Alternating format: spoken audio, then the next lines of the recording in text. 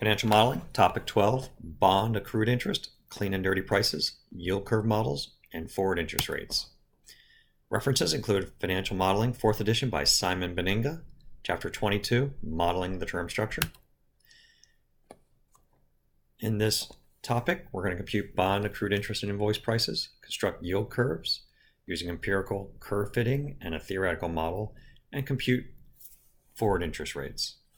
Section 1, computing accrued interest and invoice price. Let's talk about clean and dirty prices first. When you buy a bond between coupon payment dates, you must pay the seller the quoted price, the price you might see on your Bloomberg screen, also called the clean price, plus accrued interest. Now, accrued interest is some portion of the next interest coupon payment. The accrued interest is going to be the full amount of the next coupon payment times an accrual factor. That accrual factor is the percentage of time that has elapsed since the last payment, and that specifically is the days since the last payment divided by the total days between payments. So for example, if there's semi-annual payments and it's been 30 days since the last payment and there's 180 days between the two payments, you'd owe that fraction of the next coupon payment. Now the dirty, or also called invoice price, is going to be the quoted price plus that accrued interest. Now that invoice or dirty price is the present value of all future coupon payments in par. Now let's look at an example. Say you have a $100 par bond, and I have a little picture of this right here, that's issued today and pays a 10% annual coupon rate. In other words, it pays $10 every year. On the first day that it's issued, the present value of all future cash flows with a 10% coupon rate and a 10% discount rate, the clean and dirty price would be $100. However, let's look as if that bond starts getting closer to its 1-year interest payment or coupon payment. As we get closer and closer to that first payment, the present value of all these future cash flows get higher. So that price of that bond, the minute before the actual coupon is issued, is now going to be worth $110. Now the second that coupon payment is paid and is separated, that cash flow is separated from the bond, the price would drop. So a $100 bond with a $10 coupon, if interest rates don't change, the price, the actual invoice price, the present value of all cash flows would show this sawtooth pattern. Going up, coupon payment is made, going down. For that reason, it's often better to quote the prices without that coupon and just say that over the life of this bond, the price remained at $100 as interest rates did not change. So that's the justification for having this clean or quoted price for a bond versus actually showing what you'd pay for the bond or the present value of all cash flows. Now Excel's price function does give you that quoted clean price that does not include the accrued interest. Let's look at an Excel spreadsheet that does a few calculations that tries to make this clear. I'm going to go to our worksheet, sheet 1. And what I have here is an 8% 3-year semi-annual coupon bond as $1,000 par. We're going to assume that the discount rate is 9.5%.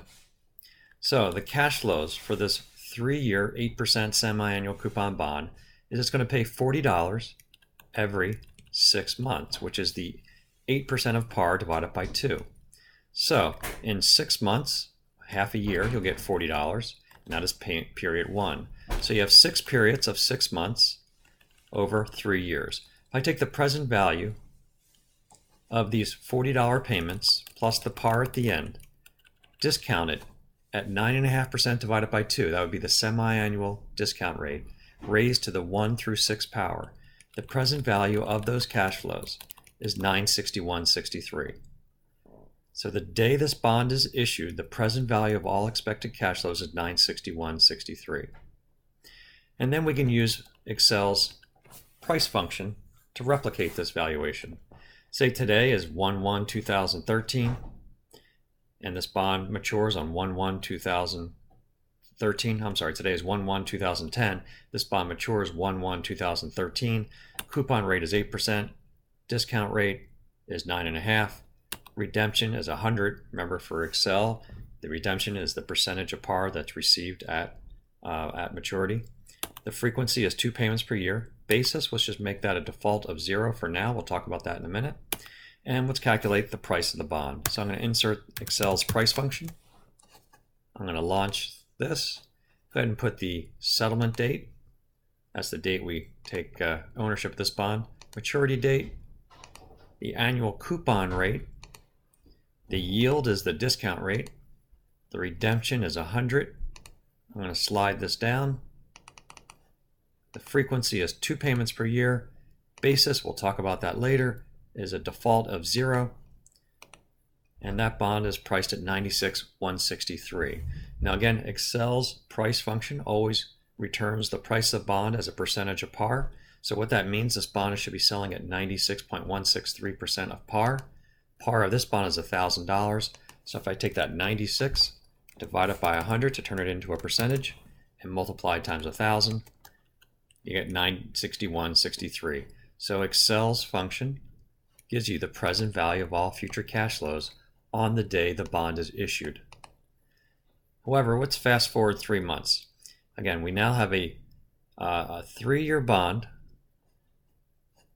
However, it's now 3 months later. So now that this is a 2.75-year bond, now the next coupon payment is actually received in 3 months. Not 6 months.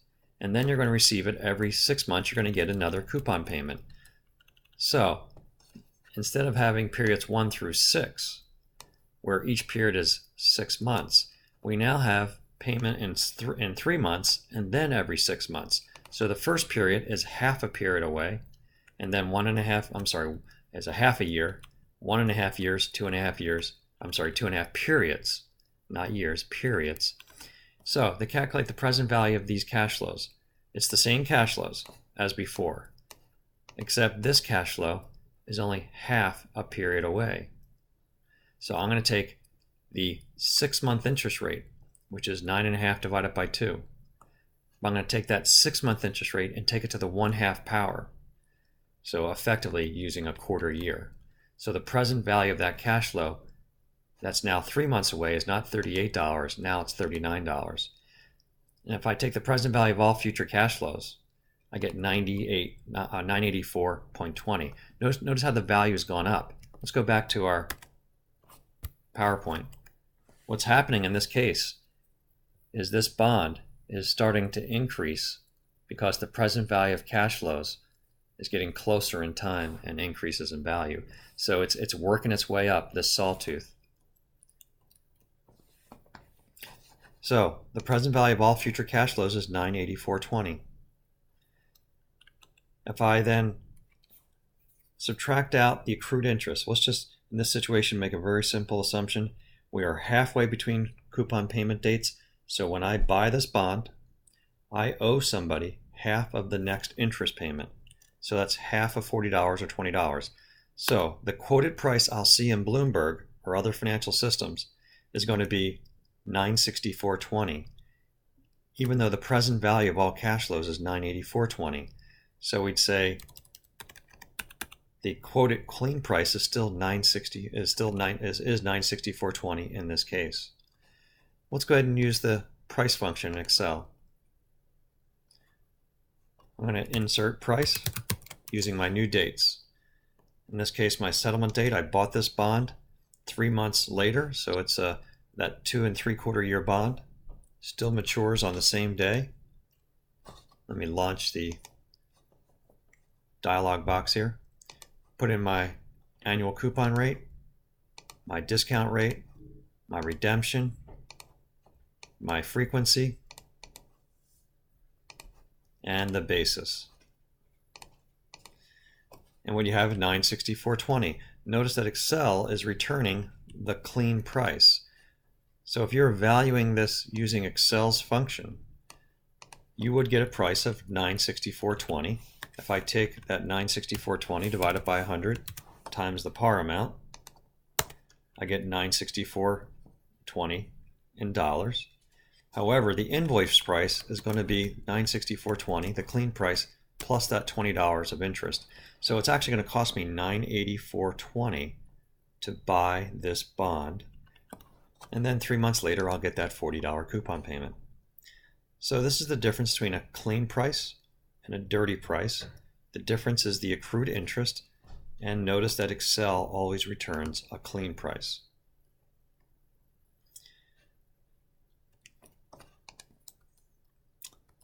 Let's look at a particular IBM bond. So I got a screenshot, 2010, March 25th, 2010, of this IBM bond. This is an IBM 8 3/8 coupon. This bond matures 11/1/2019, and this bond is selling for $130,691. So it's selling for 130.69% of par. Bloomberg estimates its yield to maturity of 441 based on the bid price and 441 based on the ask price. There's no difference in this particular bond. This bond's issued by IBM Computers. It's a domestic issuance, issued in dollars. It's senior unsecured. The maturity, again, 11/1/2019. This bond was initially issued in 1989. So initially this was a 30-year bond. This is now several years later, and it's much shorter. But this gives you an idea that this is initially a 30-year bond, and about 11 years later, we're now looking at this bond, which is about a 20-year bond at this point. The first settlement date was 11/8/89, and the first coupon date was 5/1/90. So we can assume, based on a first coupon date of 5/1/90 and a maturity date of 11/1/2019, this bond makes semi-annual coupon payments. One way of getting the coupon payment date is just simply take the maturity date, November 1, add 6 months or subtract 6 months, and get 5/1, and those are going to be my 2 coupon payment dates. This bond was rated an A+ by S&P. So this gives you an idea of what this bond was doing. And each one of these bonds, I think, was issued at $1,000 or $1 million of par. So what we're going to do is we're going to take this bond. We're going to assume a settlement date of March 28th, 2010. And we're going to try to value this bond using Excel's functions and calculate the accrued interest. Now, for the accrued interest, it gets quite complicated. This simple example here, I simply said we are halfway in between coupon payment dates. So I'm going to take half of the next coupon. Now, calculating exactly how much of the next coupon is pretty complicated when we talk about bonds. And that's because there's many different ways of calculating how many days there's been between coupon payments and how many days since the last coupon payment. The convention for calculating number of days between coupon payments and number of days in a month, number of days in a year and number of days in a month for this bond is a 3360 convention. What that means, there's 360 days in a year, 180 days between coupon payment dates. And when we're calculating days since the last coupon payment, let's only assume there are 30 days in every single month. So that is the convention for this corporate bond. So let's go back to our spreadsheet. And we're going to put in our information for this bond I just looked at. Again, let's pretend we bought this bond March 28th, 2010. It matures November 1, 2019. Has an 8 3/8 annual coupon rate. Its price is 130.69. Redemption's 100. Frequency 2. Now we can talk about the basis in Excel's bond problems. The basis is the day count convention. Now for corporate bonds, it is 3360, and for Excel, that is the default, and it's 0 as the input. Now if we're talking about a treasury bond, I'd use 3, which is Act 365. We'll talk about that in a minute. So when I'm using Excel's yield function and price function, I now know to use 0 as the basis for this IBM corporate bond. So we can go to the spreadsheet, go to sheet 2, and you can see I have our price function, our yield function loaded, where I have my settlement, maturity, annual coupon rate, price, redemption, frequency, and now I have basis. And I now have calculated the yield to maturity of 4.415, which actually is the same thing as Bloomberg was giving me. Or if I knew the yield to maturity, 4.415, I can then use Excel's function and calculate the price. And notice here, again, I'm using the right basis here, a basis of 0. Now the price of this bond is 130.69. The actual par amount of this bond is $1,000 per bond. So if I take 130% of $1,000, this bond's clean price is $1,306.91. However, I'm going to pay more than that price because today is March 28th, 2010. The last coupon payment date was the prior November. That would have been November 1st, 2009. Remember, this bond had a maturity date of November 1, 2019. So based on November 1, this semi-annual coupon dates must be November 1 and May 1. Just add and subtract 6 months. So if today is March 28th, 2010, and it makes payments on 11/1 and 5/1, the last coupon payment date must have been 11/1/2009. The next coupon payment date must be 5/1/2010. The annual coupon rate is going to be 8 3/8% times $1,000. So the percentage of the next coupon that I owe to the seller is going to be a fraction of the time that's elapsed since the last coupon payment date, assuming 30 days in a month, and the number of days between coupon payment dates. When I do that calculation, I get $34.20. Let me show you how I got that. If I figured out the number of days since the last coupon payment date, that's going to be here based on a 30-day in a month calculation. I'm going to use Excel's function called Days 360. Days 360, you put a start date and an end date. I simply put in the last coupon payment date right here, and the next and B3, which is the settlement date. When I do that, I calculate the number of days since the last coupon payment date. Again, the number of days from 3/28 to 11/1, assuming only 30 days in a month, is 147 days. If there's 360 days in a year, or 180 days every 6 months, that fraction of 147 over 180, that's the percentage of the next coupon that I owe to the seller. So I'm going to take my $83.75 times 1/2 for the 6-month coupon times 81.7%. I owe the seller $34.20. So when I bought that bond that's quoted on Bloomberg at 130.69, I pay more than 130.69. I pay 134.11 for that bond. That's the dirty price. Now let's just talk about other methodologies. I'll just do 2 others. I'll talk about the Act 360, which is used for T-bills and commercial paper, and the Act 365 day count convention used by Treasury note and Treasury bonds. So again, the first number before the slash is the number of days in a month. The second one is the number of days in a year.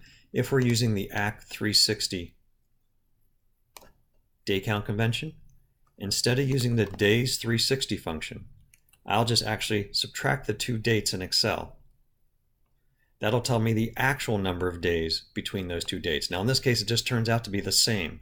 So those 29-day months must offset those 31-day months, and it turns out to be exactly the same number of days.